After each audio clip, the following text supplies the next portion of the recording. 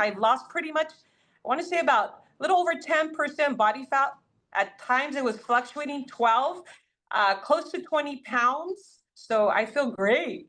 I'm really, my clothes is fitting again. First of all, I wanted to thank you for creating this platform for everyone.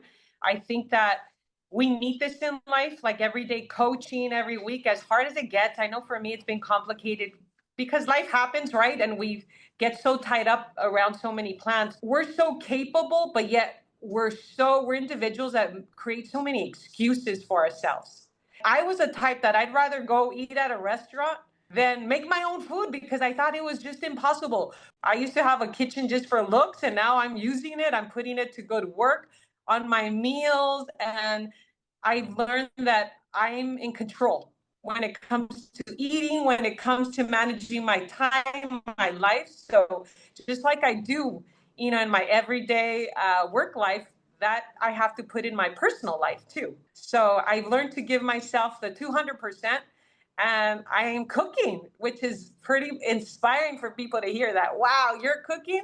I've domesticated myself. So I like that. I feel very encouraged to keep going. So I'm excited. And again, thank you for creating this, because there's always a higher mentor that's creating this for us that, we need to be grateful and thankful for. 100%. That's amazing. Let me just recap. So you lost 10% body fat, about 12 pounds in the last 6 weeks. So you committed to investing in yourself, because you're hustling and not stopping, and even your kitchen that was for show, now you're putting it to good use. You're cooking when you would never cook. Right.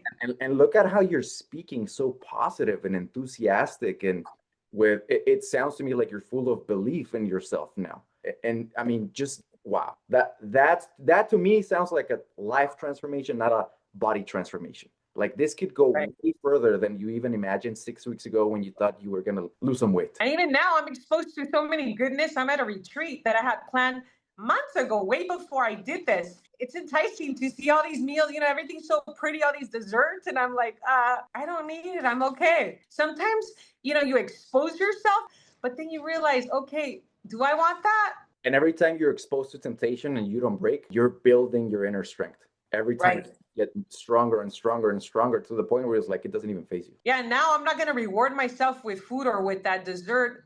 People tell me, at least, have a brownie. I'm like, no, I'd rather go get a perfume or something for me. It doesn't need to be something that's going to make me feel bad either, or make me feel bad, especially after all I've done. Just imagine this, okay? Just imagine you're an alcoholic.